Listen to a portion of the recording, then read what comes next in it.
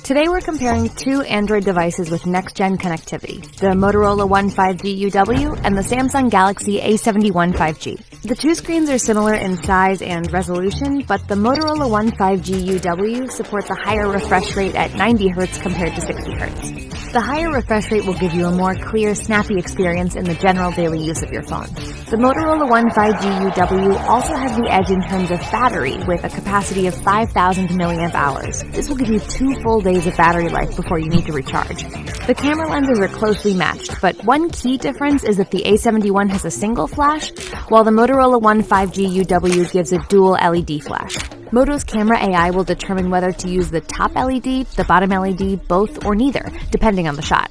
They also provide a dedicated macro-vision ring flash to bring out added detail when up close. Plus, the Motorola One 5G UW comes with Moto actions such as quick capture and fast flashlight. And with My UX, you can customize your phone to work the way you want. The Motorola One 5G UW gives you a smoother experience and more versatility with less reliance on power outlets.